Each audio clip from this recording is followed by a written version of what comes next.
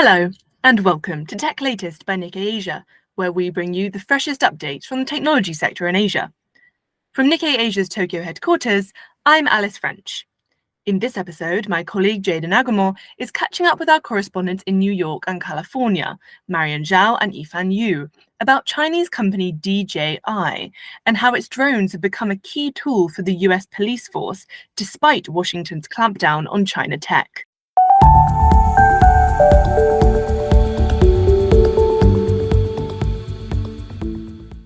Hi, Marrian. Hi, Yifan. Thank you both for joining Tech Latest today. Hi, Jada. This is Marrian. Hi, this is Yifan. So you two recently reported on Chinese drone maker DJI. I think some listeners may remember that name after the company was added to a U.S. export control blacklist back in 2020 during the Trump administration. For those who aren't too familiar, can you explain a little bit about DJI and its relationship with Washington these past few years? Sure. I think DJI is a fairly well-known name, at least in some circles, like tech and photography circles, because it's literally the first company to make like commercial drones for people with surveillance to use. So the company started back in 2006 when drone is literally not a thing that many people know. And this like Chinese founder just started working on it from Shenzhen. Shenzhen is still DJI's headquarters till today. By now, it has grown from this like small company in Shenzhen to one of the biggest drone company in the world. Even though it's not a public company, we don't know how much revenue it generates, but by some market research, it says DJI had at least 70% of the global market share for drones. So it's a pretty significant player in the space. But unfortunately, it's also caused some attention from DC given its influence. In 2020, before Trump stepped out of the office, he added DJI to the export list, meaning the US company cannot supply to the company unless it got some kind of special licenses. Obviously, that's not the end of the trouble for DJI. In DC right now, there are several bills that has been introduced targeting DJI and some other Chinese drone makers, including Counter CCP Drone Act, which just passed the House, I think a week ago after our story published, and now the bill is being reviewed by the Senate. Most likely it's going to be passed because it's included in the larger defense bill, which is a must pass for the Congress. So probably by the end of the year, we're going to see an official DJI ban. I see. So the angle of your story was very interesting, looking at how DJI has become essential for certain customers in the U.S. You mentioned 70% of market for drones, but this includes police officers and firefighters, which has caused a problem with Washington's efforts to curb the influence of Chinese tech companies. Can you give us a rundown of your story? And I would also like to hear how this story came about. Sure. I actually first heard about DJI's influence in the public safety sector when I met some of the DJI people at CES, the big tech trade show earlier this year. When I talked to them, I was very surprised to hear they say like a lot of police officers and fire rescuers are their biggest customers because their drones, either it's like enterprise level drones or even just very small drones we see every day in touristy places, has been proven very useful in missions like fire and rescues, finding missing kids, or just like, chasing criminals.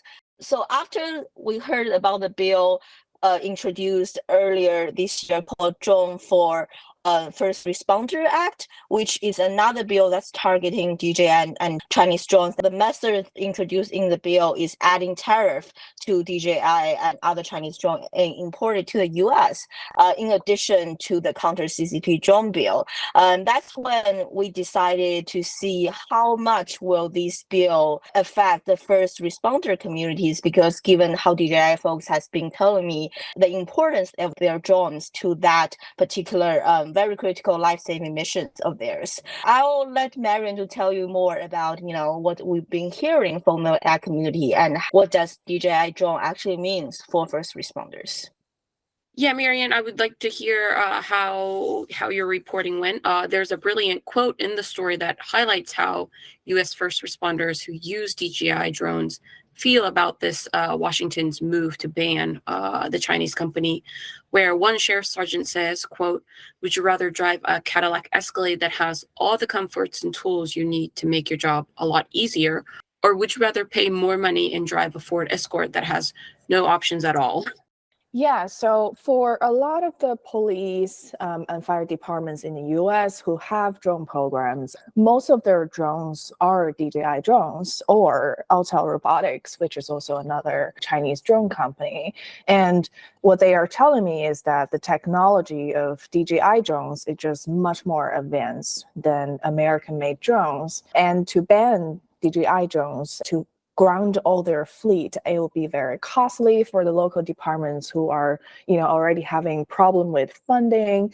And for them to buy American drones, I mean, it's going to cost 3 or 4 times more than the Chinese ones, and it's less good. So that's where the quote came from. And the public safety industry is actually quite anxious about this. For distributors who have been working with public safety agencies to procure their drones, it's very difficult for them as well because they have built their entire business selling these drones and mostly DJI. So this bill actually has a much wider effect than I think what Washington is aware of. And Marrian, how are American drone makers reacting to all these developments? So American drone makers are very supportive of the bill to ban DJI as well as to tariff Chinese drones. So for them, they blame DJI's dominance in the US market, that the demand is not there for American drones, that they cannot make enough money to scale their production, which makes their drones much more expensive. And also, the cost to manufacture in the US is just generally higher. So they think that because DJI is here, American companies cannot have their supply chain, their ecosystem flourish. So without this company, that's how they feel that it will give a chance for American drone makers.